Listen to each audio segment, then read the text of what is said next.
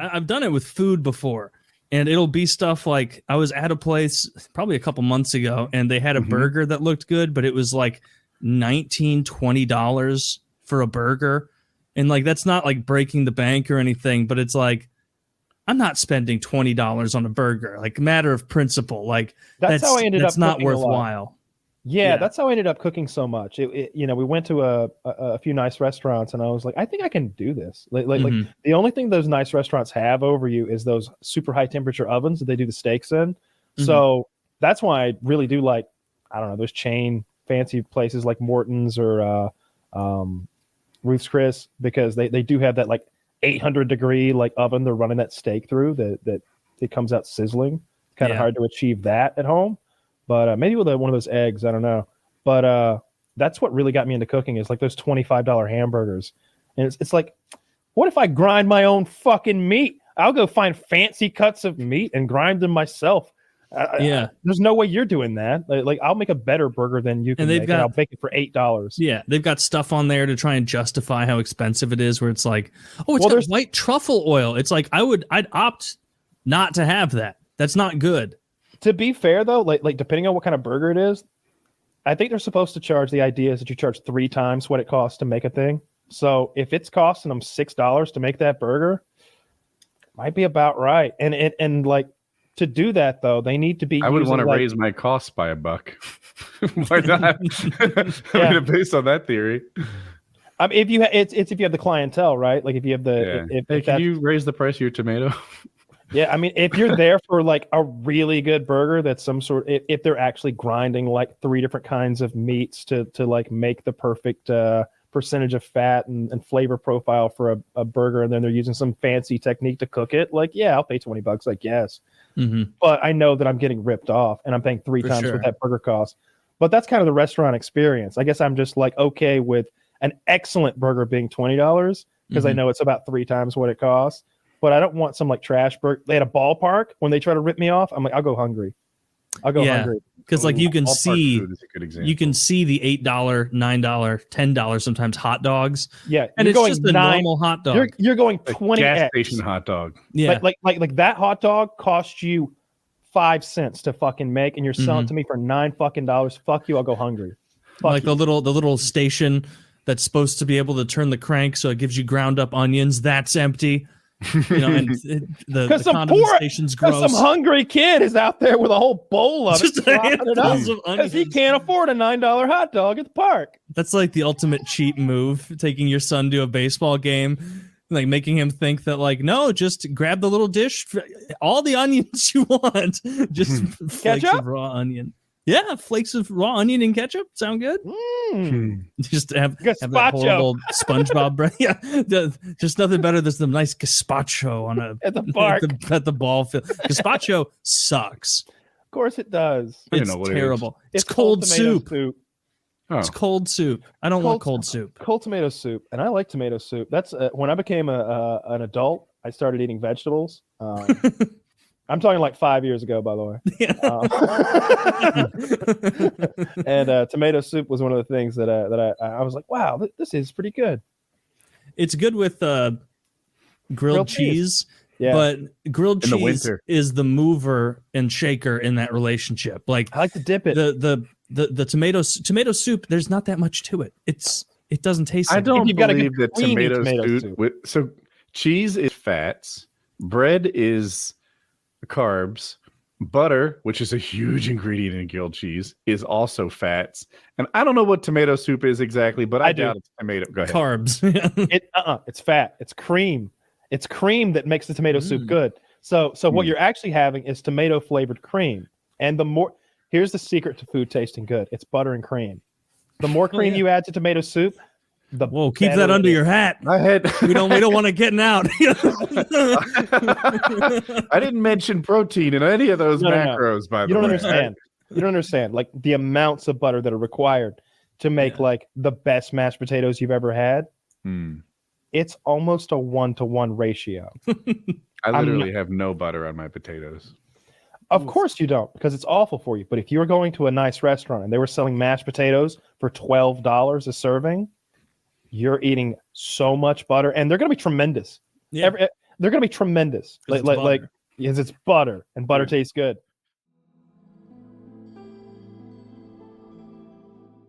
I agree with that. I really like mine. I've got I love my whole sleeping situation.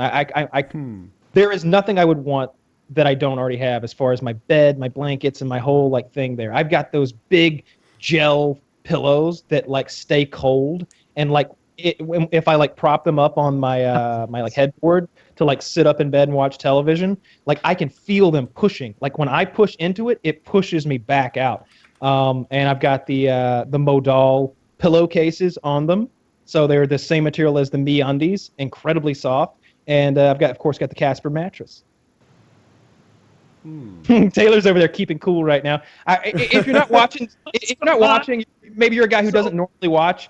Maybe tune into this one so you see that Taylor has had an ice pack, using it this entire show. He's got an ice pack on his head right now. It must be cool outside by now. I bet it's like 70. Can you not open a window? It feels so just hot in here and muggy. Like it was a very muggy day today, so just thick in the air. And when there's not, like I have my fans on and everything, but it still doesn't feel like it's circulating enough to get rid of that stagnation. What are you going to do? I'm going to have to, get my AC fixed tomorrow. But tonight, it's just going to be a really horrible night. Do you have to get like a supervisor to like come fix that for you, or is that your responsibility? Or no, not mine. No, I'll fucking call in and tell them, hey, I had a horrible evening last night because I was sweating balls all day, or the whole time or all night rather. And so hopefully they'll fix it quickly because this sucks.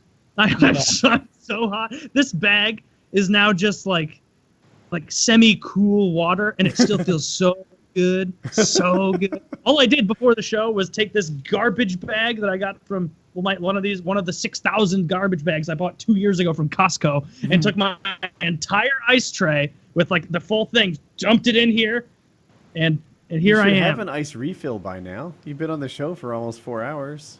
See, I've been hearing it go as it makes more, but I'm not foolish. I'm not going to go in there and deplete that ice because I'm going to need that ice to put into another garbage bag so I can keep next to it tonight and just kind of huddle a cold bag of water, have a wet bed, and try and sleep as I then go from this a little bit of coolness to 2 minutes later going, oh, my chest is so cold, my back is so hot, and then switch, and then I got the wetness from the fucking condensation on the bag. Is that the pillow you have? Not fun. In the Skype? Oh, I'm sorry. I'm taking a look. There's an Amazon Choice reversible cool gel memory foam pillow. Is that it? I have that one, but I have 3 different ones. This one I didn't care for very much. It's smaller than it looks. It's and I like a king size. I have the other 2 are king sized. One of them this one's like $20 or $30. Another one was $80, and then the other one was like $45 or something like that. And they're all slightly different compositions. $80 one the best? Yeah, $80 one's the best. It's rare that you find that cheaper and better. It's the only pillow you need. Like I have a lot of pillows. I'm traditionally it's like, all right, get 3 under my head. I'll hug one. One's gonna go like between my knees, and like maybe one like scrunched up against my back. So I'm just enveloped in pillow, right?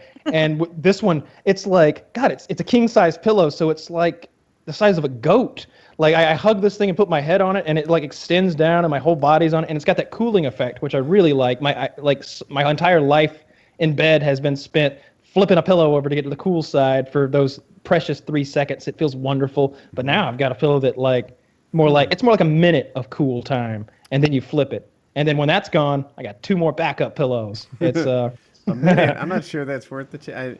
I don't know. It's not just the cooling effect. It's pillows. Kyle, have you considered taking the cold garbage bag approach instead of spending all this money needlessly on pillows? And air conditioning. You could just wrap a Costco hefty around your neck. That would be a good. That would be a really good YouTube video if you just pretend you're like, are you tired of spending thousands of dollars every year on air conditioning? Well, we have the solution for you. And then like a star wipe, and you're like dumping the fucking like step 1, and then of course you like tie the thing in a knot, like with the plastic, and you just wear it under your clothes all day. Show like a Cold Sack's diagram. patented revolutionary technology combines the Costco bag with ice from your freezer. That two-dimensional cartoon diagram of a human being from all those Imodium diarrhea commercials, and it just shows it red but turning blue with the cooling effect. I could go for it right now. It's been like 76, like highs of 76. And when that happens, like the house is muggy and uncomfortable, but the AC is not kicking on. So you can either lower the AC to like 72, or it makes me feel like I'm being wasteful, or deal with it. And neither option seems great. Although probably both seem great to Taylor right now. Yeah, I turned that bitch on down to 7. Cold belly right now. So that hopefully it'll, that's like I'm finding myself actually thinking about it, like trying. If you ever do that where like you'll drink like a tea or something that'll make you like a chamomile tea that's trying to make you tired, and you'll be like, yeah, I think I do feel it making me tired. I'm gonna get a great night's sleep, and you're like talking yourself into it. Like as I've been doing this whole time, like I've had it on my back most of the time, so I'm not holding it. But like as I put it up here or something, I'm like, yeah, that's like, this is hyper cooling all of my neck blood to make sure I'll be cool for as long as possible. Yeah, and I go like this, and I go, no, I'm hot again. It's like, it didn't work. So you guys know how our radiator works, right? Basically, fluid goes past the motor, it goes out to the radiator, then air blows through it, it cools it off, and then it goes back to the motor. I have that theory with my leg. Like if I'm hot in bed, I just put my leg out like a radiator, so all the blood pumps through, cools off, and then it comes back chilled. You're not wrong at all. You're 100% accurate with that. That's why those rabbits have those big fucking ears, like those desert foxes and stuff. They're pumping their blood up into those ears and radiating the heat out. Like that's totally a thing. I mean, they talk about you lose 80% of your heat from the top of your head. Like, first of all, bullshit. How are you calculating percentages of heat loss? Like that's not even a. Show me the equation. That? If that you're were walking true, around anytime in winter and everybody just has a fountain of steam coming off the It would just be erupting. It would be erupting out of your head with this like boiling steam. Dude, you could wear like a bikini bottom, like European swimsuit, and a hat, and be fine in the winter, because really, like you're only losing 20%. Yeah, if you think about the opposite, I've become accustomed to losing 80 with no hat and keeping the 20 warm. I could flip that. As warm as I am. Yeah, and I'm not wearing anything. This is silly fucking hat. Obviously bullshit. They just lie to you to get you to wear a hat.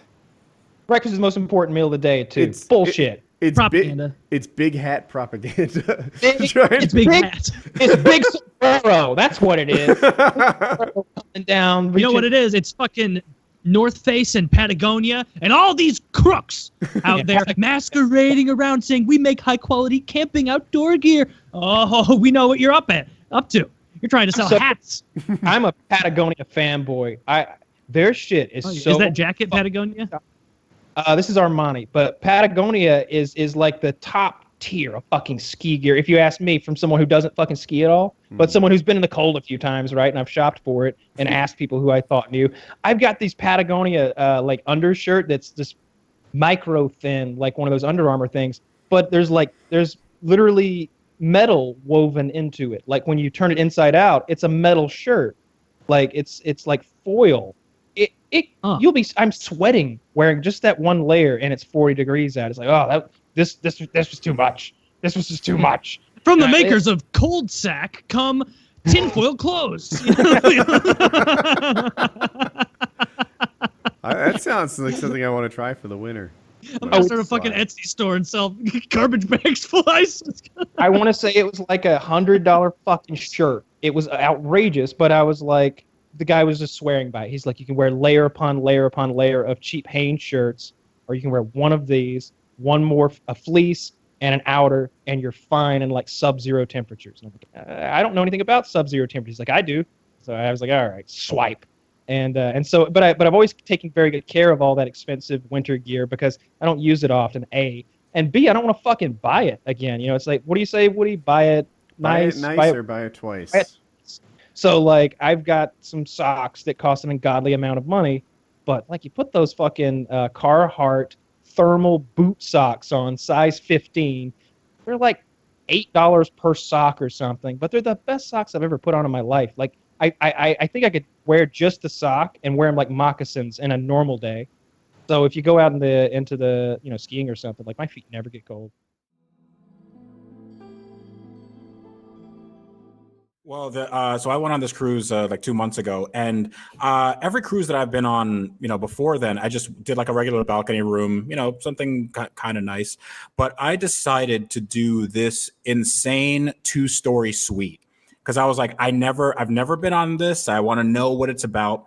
Mm-hmm. And it is I have ruined myself to the point where if I ever cruise again, I have to do this again. It is the most ballin' out of control thing I've ever experienced in my life. So, you'll know this. Whenever you get on a cruise, like whenever you're heading into the boat, the first thing you do is, after you get all your bags into your room, you have to wait for what's called a muster station drill. So they tell you where to go in case the ship goes down. You have to go down the stairs and they have to count everybody. And they go, all right, well, this is what it's going to sound like if you have a abandoned ship alarm. And then you do that for 10 minutes and go back to your room. It's lifeboat training. Yeah, lifeboat training. Just so just so the Titanic doesn't happen again. Now, what we did is, since we had the suite, so me and my girlfriend, we get there and it is like an hour before the boat departs. So I'm like, holy crap, like, is this the wrong time? But apparently we get in there, somebody, in the, while we're still at the dock, somebody goes, just sit down, give us your passports. We'll check you in. Would you like something to drink, something to eat? Like, we're sitting down, they check us in, and then they go, okay, well, here is, this guy. He's your escort. He'll be escorting you onto the ship. So he gives you a guided tour of the entire ship. He goes and says, how's your day? What do you do for a living? That sort of thing. Just, make small talk. Mm-hmm. And then we're going around the ship. He shows us all the restaurants. This is what you can go here, here, here. And then I go, hey, when's the muster station drill? He goes, you've already done it. And I go, what? Like, yeah, this is it. So he tells us where to go. He goes, you just go down there. You're in your room. That's it. And I'm like, holy shit. That blew my mind that you just right off the bat, you save yourself like an hour.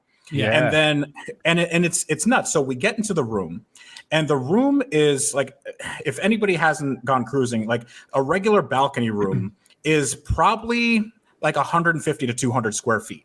It's just a long rectangle. You have a bed. You might have like a little couch that, converts into something, and you have like a slide door, and you have a small balcony. It's nice, but it's a little bit cramped. Yeah, exactly. Mm-hmm. So that's usually what you have. Now on the 2-story, 3 feet long. It does. You don't have a lot of room, but on a boat, it's okay. And there are thousands of this kind of room.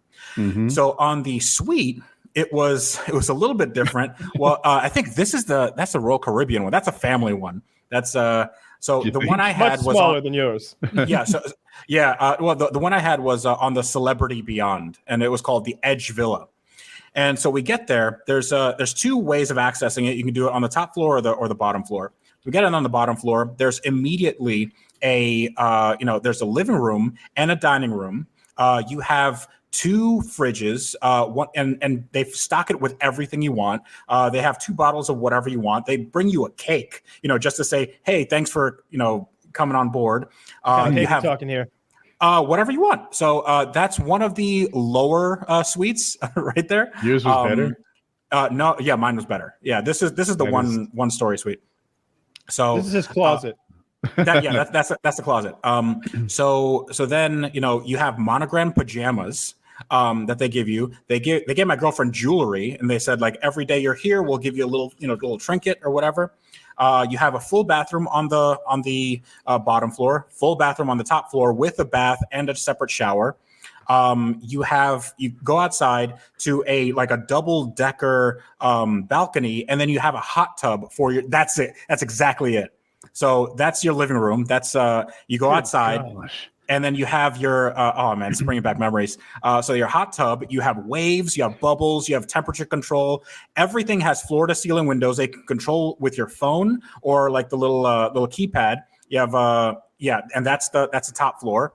So you go upstairs, and that is your bed. You can, the TV comes out of the ceiling, and the bed has some, 30,000, thread count Egyptian cotton. See, that's an adult bed.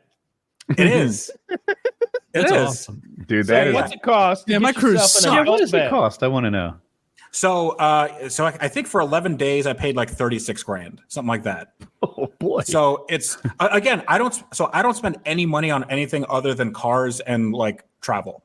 So that's my only thing. I don't have any jewelry or anything. I don't have a watch collection. That's just the only thing I spend money on. And I'm like, I'm gonna splurge just this once. And now I have to do it, like every year. Yeah, now you're in. You can't go. It's amazing. Now I'm in. I can see why you got for it. Dude, we were the opposite. We were like cattle shoulder to shoulder doing the lifeboat drills. I have this tiny room. And when you're on the Disney ship, it's like sort of kid friendly. And our kids are making friends with other kids because the ship arranges all these social things and cool. So their families had rooms like yours. And I am just like, fuck. Like I thought I was doing okay just being on this ship. Yeah. Like this boat is gonna go from Florida to fucking Spain. Like, I thought it was a pretty cool trip. But dude, no. when I went on a cruise, I was in a section. I don't know if I had a spot on a life raft. Like I would have had to like hug my loved one and like stroke their hair as the water rose.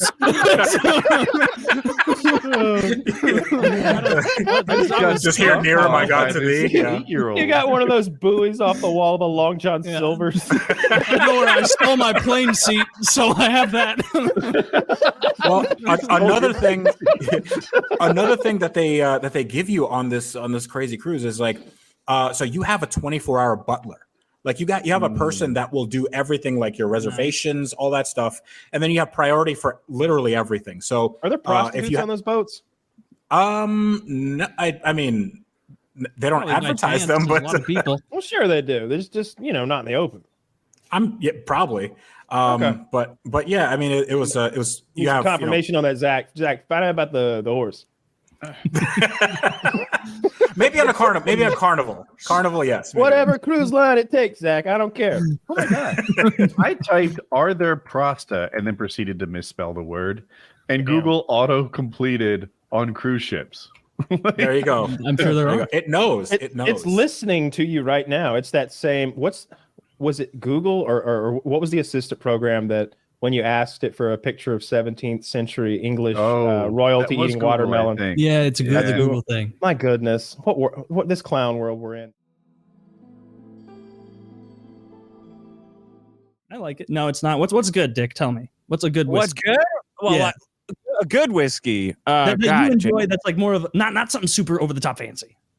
Well, they all have just expensive versions of what they have. Like you got Rare Breed, Gentleman Jack. Those are probably a little bit higher. Maker's Mark has a reserve. It's fine. It's not as bad as like Jack or Jim Beam. Jack. You should get Tony Soprano special. Get that Glenlivet. Is that what he drinks? All right, I'll buy one. Is that expensive? It's not cheap. It can be. It depends on how much one you get, right? It's like Macallan. If it's like a 12-year or a 18 or 20-something year, okay. If you're not an some sort of blend of like, they've got the mother cask from the old country that's 800 years old. Yeah. My girl, I basically like I'm gonna buy some bottles to have on there to look nice in the corner, but I can already like foresee what's gonna happen. It's gonna be like some Saturday. And I'll have friends over and I'll be like, you see my drink cart? Yeah, you guys want to have a drink? Like, yeah. Let's just go get some Bud Light, though. I don't want to drink this. And then that's how it'll end up going. Because, the beer's just better. I like the carbonation. I hate it. I don't like alcohol to begin with, but if I was going to drink, I would want some nice tequila. I'd want a nice tequila, something pretty high end. Even the Rocks tequila is actually okay. Like back when I could drink, like I tried the Rocks tequila. I think it's called Tierra Mana or something like that. It's okay. But no, I like nice tequila with a little bit of lime and just kind of straight up. I do like it chilled. But I don't know tequila brands very well. I just do what you said years ago, which is like make sure it 100% says agave, and that way there's no like grain alcohol like Jose Cuervo where they're like making it cheaper. Yeah, that's why so many people apparently are like, oh, tequila really fucks me up and I have hangovers, and it's like, well, that's because you were drinking grain alcohol mixed with shitty tequila. Yeah, you're not even drinking tequila. It's like as long as it's like 51% tequila in the bottle, we can call it tequila, and it's just like, okay, well, maybe I want 100% tequila in my tequila, like make that the bare minimum. But I can't remember the brands that I liked before. But there was one that was in this really fancy bottle that had like a decanter top. It looked like a big fucking golden egg. Yeah, that was in the top. It was so fucking good. I like the way those. I don't know what the decanter is meant to do. Does it do anything? So when I put whiskey into that crystal square decanter, am I supposed to leave it? Am I supposed to leave that open? And what am I doing? No. This is the purpose of a decanter is that so your wife doesn't know how much you're drinking, because you can always fill it up and then throw the bottle away. I'm 100% serious about. I'm decanter life big time, and not even I know how much I'm drinking. I just go to the store. Every time I'm at the store, I buy all the bottles of Wild Turkey, and then me or someone keeps the decanter full. I swear to God, that's the purpose. There's not like it doesn't need to breathe. The whiskey doesn't need to breathe. It's just so no one can count how much liquor you're drinking. So it literally doesn't do anything but look cooler. No, it just looks, it's glass. It's not some kind of like special liquor massaging glass that you put that in. You see those special shaped things where they're like, you pour wine in there and then they say, wait a little while. Yeah, wine is alive though. Liquor is not. Liquor is just ethanol. It's just a chemical mixed with oak. I'm still going to keep liquor in there even if it doesn't do anything. It looks so much neater than the regular bottle. Oh yeah. You don't want to have a crappy whiskey bottle sitting out there. No. That's trash. Life, man. No, I'm going to line the whole thing with warm Miller Lights. That's your beer? No, I don't. I just thought of that because my brother came in town like 3 weeks ago and he brought a bunch of Miller Lite, and I still have like 10 cans of Miller Lite sitting in a box in the corner of my kitchen because it's like there is something off about the way Miller Lite tastes compared to other light beers. There's something iffy about it. I like Bud Select, which I don't know if that's everywhere. Every time I have a party, there's always some joker who will bring like a 24 pack of Modelo. And then it will sit in it will shift back and forth from the garage to like the counter, slowly getting whittled away at for over like 3 beers here and there. Cause it's just, I always want to good and go, come on, buddy. Whose house are you coming to here? Bringing this on the day of my Cinco de Mayo? You're bringing me Cinco de Mayo? Fucking 24 pack. Look what I got over here. A Golden Road 6-pack, a Wolf Pup. These people have brought me, and here's you. Something that you just probably grabbed out of the store and didn't even pay for. Get it out of here. Shit. Are you a beer guy at all, or a fancy liquor decanter man? I'll drink it all. If it will make me forget about all the problems that I caused with liquor, I will drink it. A couple of times a year, I'll convince myself like, yeah, this is the time I'm going to understand wine. And I'll like go and then like I'll go buy some wine, and like the first couple nights, like you try it like with dinner or something, you're like, man, I'm like a fancy adult. Like and then like it'll come up and it's like I really don't want that. I want beer. I want a light, crisp, refreshing beer. I don't want this heavy red wine that's gonna make me and wine drunk. People talk about that. Like wine drunk is the least pleasant drunk. It makes you lethargic. It makes you lazier than any other kind of drunk, I feel like. I hate wine. I'm with you on that one. Not one glass if I have to, but I'll say what pairs good with the steak? That's what I want to know. What was that, Kyle? Sorry. I'm not a big fan of wine. I never have been. I don't really like beer either. Beer to me has to be like accompanied with like a beer food. Like I would never just sit and like watch a game and drink beer after beer. But if we have like hot dogs or like wings or something like that, then I'll drink a white trash beer. Like like Miller Lite is my like go-to like light beer because I want it to taste like fucking water. Like I don't want it to taste like beer, or Corona or Dos Equis. Dos Equis in the green bottle is probably my favorite beer. I've been getting into White Claws lately. I don't know if you gentlemen have heard of this. Those are pretty good. Oh, fancy. They are good. Yeah. Yeah. It's what the TikTok crowd likes. So I've been trying to learn their ways.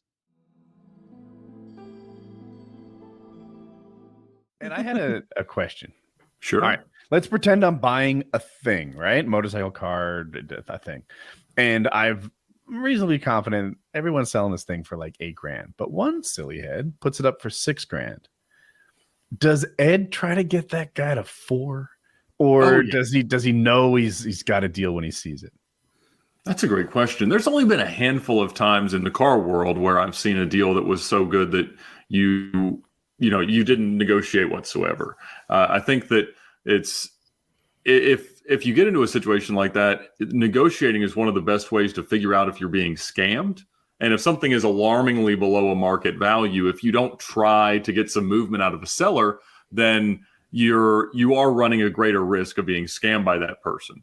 And so, it's just one of those things that I enjoy the negotiative nature of everything. And so, I'm always going to try. You're in Georgia, is that right? I am, yeah. North of Atlanta. In New Jersey, I would 100% agree with you, because I feel like everyone sort of like, they don't get their feelings hurt by your offer. They're just, it's not so sensitive. Down here, like if you're not close enough, they'll be like, no, like, all right, I'll come up. Nah, you closed your door, Dick. You hurt my feelings by coming in at 1,000 under what I said. I don't want to hear your further offers. And not weird to me. It's possible. I think there's always people who get overly emotional about anything that's transactional. I mean, at the end of the day, I'm telling you what I'm committing to pay, and you should be telling me what you're committed to ask for. And whoever's commitment or resolve is stronger is probably the one that's going to come out ahead in it. And I miss that about the day-to-day car business. I sold Lamborghinis, Aston Martins, McLarens, and Lotuses at an authorized dealer for 6 years. And the negotiating with people was the fun of it. Now, if you go in there today, everything's sold out. So every new car, pretty much from almost any brand right now, is sold out. So salesmen are just taking orders. And that sounds like an utterly miserable existence. I mean, you could go work at Target and have the same experience. You do it on your phone? Yeah, exactly. Here's another thing. Now, I'm unfamiliar really with the world of high-end cars. You've sat in a car, I imagine, that is worth $2 million new, and a car that's worth $500,000 new. How do they distinguish themselves from each other? Do you ever sit in that $500,000 car and be like, what is this? Just leather from a cow? Like not even an ostrich or anything? Like this isn't human skin? What the fuck? I like, this feels pedestrian. Would human skin be the best? Is that what we really want? It would want? be the most prestigious. Ickiness aside, is it the most luxurious? Probably too thin. I'm not sure if it tans very well. Like, it tans. No, not really. If you thought about, and there aren't a lot of manufacturers that sell cars throughout that entire range, so it's not always apples to apples. But like, I was just out in Vegas with a sponsor, and we were doing a bit with the LaFerrari that ruined Steve Wynn's relationship with Ferrari. And so that's a car that new was at 1.6, and now it's worth about $4 million. And to be quite honest, the infotainment, the controls of the car, everything feels exactly like the $300,000 car that Ferrari sold. Now, it has a very exotic power plant, but the most significant thing about it is that it is built in a lower quantity, and that's what creates the value. And so it's not a car that they build 25,000 of in a 458 or 488. It's a car they said 499 of. And so, so that's a LaFerrari. About every decade, they build what they would call a supercar or a hypercar level thing. Supercar's been sort of brought down a notch as the word hypercar has come out. But that's a, 920 horsepower hybridized V12. Probably would be the last, big displacement version of a car like that they do. And it's always been known to be impossible to get one. And so it's an exclusivity and a barrier to entry much more than like the tangible value there. Same thing with a McLaren. If you compare a McLaren Senna to a 720S or a 675 LT, same thing. It's not that much better. It might use a little bit more carbon fiber or something like that, but the experiential nature of it isn't wildly, wildly different. As cars get older, then certainly some of them start to get to be valuable based on whatever the criteria is. And hopefully that's because they're legitimately special. I mean, the way that someone would react to either seeing it or driving it is great. We shot Car Trek series last year at the Amelia Island Concours, and we opened by borrowing a $20 million McLaren F1 and drove it around for several hours, had a blast in it. And it's one of those things, it's a 90s supercar, the fastest car ever in the mid 90s, and went 240 miles an hour. And today, I have a car that I spent less than $200,000 on that is faster than it, makes a better noise, is a lot more comfortable, but it's special because there's only 106 of those built, and it represents a lot of the reasons why we love cars. And so it's much more emotional than tangible at that point. That makes sense. Do you have this is such a dumb. What's your favorite car? But like you mentioned the F1, and at the time, if I recall, if I have my history right, it competed with a Porsche, the 959. Correct. And I was always on team 959. I liked it so much more, as if I've touched either one of them. But like if the 959, they lost money on that car. They were about the same price. Correct. The Porsche lost money on their 959. It was an amazing car. They had similar performance characteristics. 959 was maybe a little heavier, but I think it had actual air conditioning, and like it's a car you might want to own and live in. Whereas the F1 was almost like something Lotus would produce, like a wildly overpowered go-kart with make-believe, carbon fiber shell on top of it. And I was like, oh, that just seems cheap. And Porsche, like the thing I read is the executives would like scratch their head and, look down at the ground when you asked them how much money they lost on every one. The Ferrari guys were like, we're making so much bank selling this overpowered go-kart to Ferrari fans. And that's why I liked it. So 959's always been my, like, if you could have anything, that's what you'd want. So you preferred the Porsche that he showed over this car? Yeah, now that picture didn't look as flattering as it was in my memory, but that was an awful Porsche. Yeah, but well, it's a stretched out car. If I'm being honest, it's the worst Porsche I've ever seen.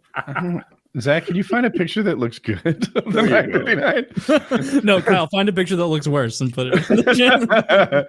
There are some of the prototypes looked really, really goofy, but it was like an elongated 911 that had, some new vents. There you go. That's white is not their color. But it's, it was the car that Bill Gates petitioned Congress, along with a lot of other rich people that were upset that Porsche refused to sell it to them, to create a new law called the show or display law. And so they ended up in, what was it? It was probably done in the 98 or so is when you could sort of apply for cars that were not street legal in the US to come in, but you were limited to 2,500 miles a year. And so there was a rich guy lobby that got that bolted on to like the third bill it managed to pass on. And so, to me, the F1 is the ultimate car. I think that there's so many things that are distinctive about it. The big naturally aspirated V12, the central seating position, the exclusivity, and it being the fastest. The 959 was arguably the first car to officially go 200 miles an hour in stock form, and it was built for Group B racing, which is great.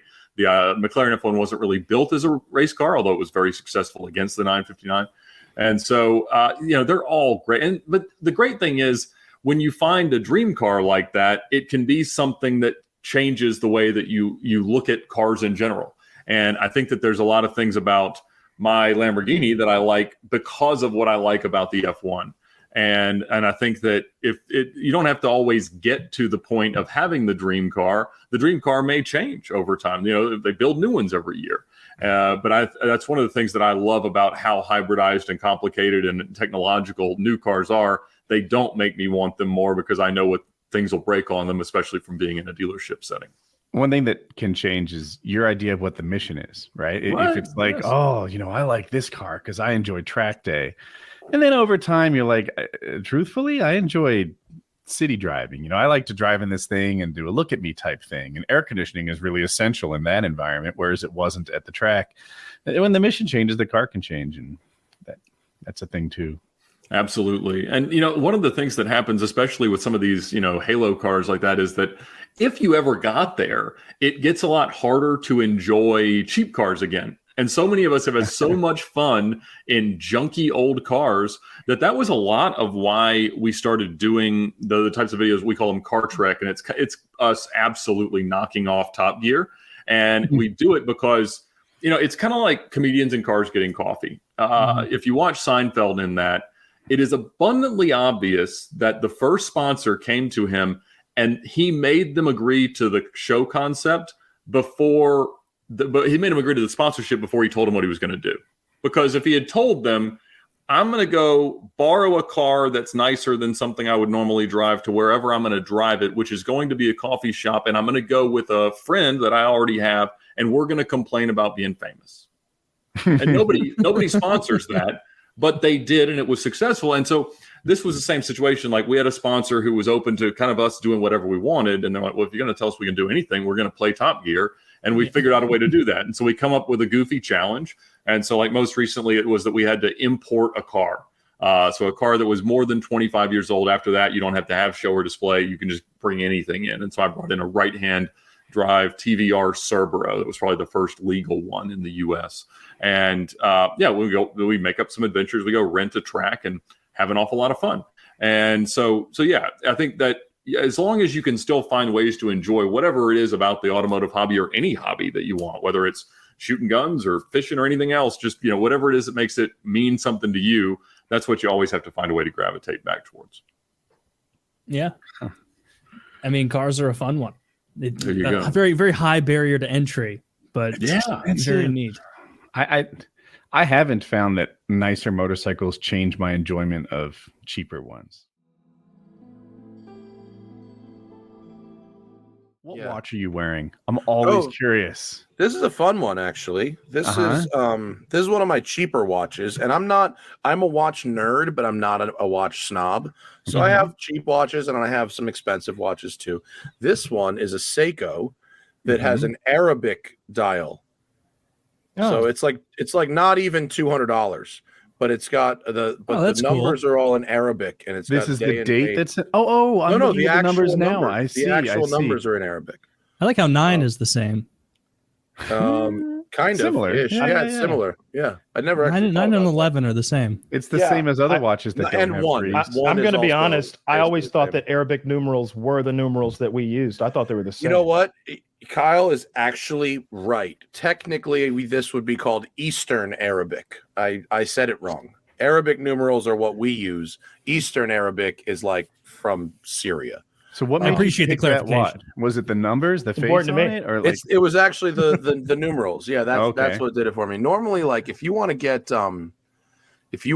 like a luxury watch with Eastern Arabic numbers, it's really expensive. Like there's only one Rolex that has them, and it's platinum day date. It's $90,000. There's very few watches that you can buy. That actually surprised.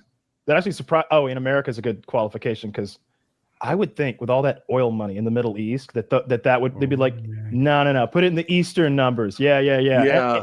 And diamonds. Yeah, diamond numbers. Yeah, that too. If you go to Dubai, or Saudi or somewhere like that, you probably have a better selection. But they're tough to come by. And so when I found this, and it was $200, I was like, literally, I bought it on Amazon, and I put this kind of khaki canvas bracelet on it because it came with a pretty cheap, shitty bracelet, and you kind of class up the joint a little with that. But this is one of my cheaper watches, but I really like wearing it. It's a fun one. Yeah, I like Woody's watch. There you go, diamond. Diamond. Oh wow, there's a diamond and gold 36 millimeter day. So this watch has an aftermarket diamond dial. If that was made from the factory like that, it would probably be $50,000, not $10,000. Aftermarket diamonds actually reduce the value of a Rolex watch. Yeah, really? Zach, change the bezel to 4 karat. Oh wow, yeah. Oh, so this is like a build. You can like optionally build. See, you were right on the money, by the way, because like what we were initially looking at was no diamonds at all, and that diamonds at 15. Yeah, that was no diamonds at all with a fluted bezel, right? Like there's no diamonds.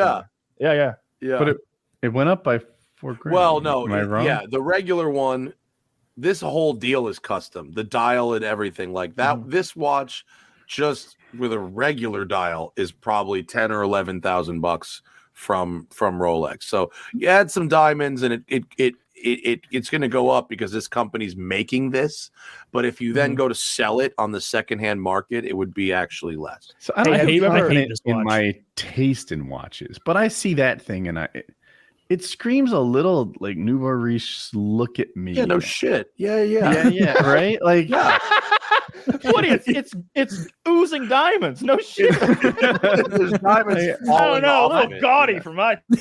Seriously, and I'm pro gaudy in many cases, but little gauche. But that one, I was like, the fuck, even I have too much class for that watch. No, like, I mean, no, that's like, there are that's like a wealthier rapper people watch. with less gaudy watch. I can't say gaudy. Gaudy. Well, if someone who's really like old money rich guy is going to be wearing a Rolex Daytona in steel. That's your straight up super rich guy, subtle flex. If it's someone like John Mayer is like a known watch collector, and he's got a lot of the really crazy stuff, like the Rainbow Daytona, which has a rainbow of diamonds around the corner of it. That's about as gaudy as you get from the factory. Oh boy, look at that. Oh, that's just as gaudy. What company is this? They should hire me because I have more class than they do. The last two you've shown, I wouldn't take for free. Well, this is some company in New York that's modifying these watches. Well, like there's nothing wrong with this. Like except the rainbow thing is bullshit. And that makes the jewels look now cheap as shit. Now that I see the whole face is diamonds, like never mind. Yeah, there's a lot. When I sold cars, the management were they worked so many hours that they spent their money on jewelry, and they all had like silver day dates and date justs with like just diamonds around the outside really subtly. And but then I had a finance manager that had a necklace, getting away from watches a little bit, but still jewelry. And it was that bike chain type of necklace. Yeah. But a big ass chain. diamond, and every link had a diamond. It was an $80,000 chain. Dude, if I went to a dealership and the finance manager was wearing he didn't have it on. Like, I am getting robbed in this bitch. I'm getting out of here, dude. I only go to dealerships where there will diamond grills. If there's no grill going on, if your teeth aren't encrusted with diamonds. I have the same rule for dentists. They have to have diamond grills. Dude, you want to talk some consumer advice? Never get financing from a guy wearing that kind of chain. That man knows how to it's sell that your wheel and tire interest protection. money that pays for that chain. Dude, Wheel and You know, tire. he just sign on the line. He's got 5 rings on, one on each finger. One of those guys. We all know the YouTube algorithm. Everyone knows the social media algorithms at this point. YouTube figured out I like everyday carry videos about knives and wallets and shit like that. So then it started pumping watch videos at me. Yeah. And now I'm like contemplating watch purchases that would hurt my family. Yeah. I'm like, I shouldn't do this, but look at it. I have a watch your family. sponsor. I can get you. I get good price for you, my friend. Oh, Very thank good price. you. Yeah, Homies at Bob's Watches, they got you, dude. I'm like, my watch has been great. It's very durable. It's functional. I need an altimeter watch because I do this stupid hobby. They wear flying lawn chairs, and I've dragged it across every brick and concrete surface in the house, and it's held up well. That's something that I value. But God, if I look at it under a microscope, it won't hold up like these other watches do. Dude, the watch fucking FOMO is crazy. It's Instagram and all, because on Instagram, a house, a car, and a watch are all the same size. You know, it's, you know what I mean? Like it's something about that 2x2 square, that really makes you pay so much more attention to small things than you ever fucking would in the real world. Right. And who are you trying to impress? Because if you're people on Instagram, yeah, but like if it's not a Rolex, then I would argue that 85% of the people you're trying to impress, 95% don't even know to be impressed. Oh, for sure. Sure. It's higher than that. It's probably, like, I like watches, right. but I probably won't recognize your Breitling. If you have one on, I'll be like, oh, that looks shiny, but I won't know if it's 300 or 30,000. Dude, there's shit you could buy. I'm into watches. $1 million that they'd give you $50 for in fucking Chinatown. Like there's stuff you could buy like a George Daniels watch or a Roger W. Smith watch, like that just doesn't look like anything. Mm-hmm. I mean, are those like small? Nothing. Are those like small boutique like like there's make 30 50 watches of them in the world. Yeah, like they're like it's one guy, and they're literally $1 million, and it's and you take it to Christie's, you know, and it's like you have to be pre-approved to bid on some shit like that. You know, it's like really, really, really end of the line for watch collecting. But you wear something like that around, and 0.0001% of the population knows what you're wearing. Oh, when you mentioned when you were like, oh, the subtle flex, whoever said the Rolex Daytona steel. Yeah, I was like, I know nothing about watches, less than any of you, and I looked it up. $32,000. Yeah, I would not look twice at this. If I saw someone with this on their wrist, I would assume it was a normal run-of-the-mill watch. Like, there's nothing at all flashy or special about it. I just don't get, like, if you're going to spend 32 grand, you want a little bit of gaudy. Like, you want, maybe you do. I mean, if for people that know a little bit, like if you know absolutely nothing, then it's nothing. If you know just a little bit, it's something. That's who you're flexing to. The people who know just enough about watches to know it's something. And the people and the thing about Rolex is they're really, really well made. They make a lot of watches and they seem really expensive, but like there's no watch on the planet that you can beat the shit out of harder than a Rolex. They are really, really durable. They make their own metals. They have their own metal alloys. Called oyster steel, and their Rolls gold is called Rollsor, which is really kind of a stupid name, but they literally do make their own metals, and they're designed to feel a certain way. They have this kind of softness in your hands, but then you could smack it against concrete and they're really, really durable. It's interesting. I've always been shocked how scratch resistant they are. Like just nice watches in general. What do you call the glass that covers everything? The crystal, nice watches have a sapphire crystal. It's actually made of sapphire, and you can smack it pretty hard. Really hard. Like smacking resistance is a little different than hardness. Like I'm thinking of like scratch resistance because you could take a metal tool and just like grind it on there, and you won't scratch that. My watch has a sapphire crystal.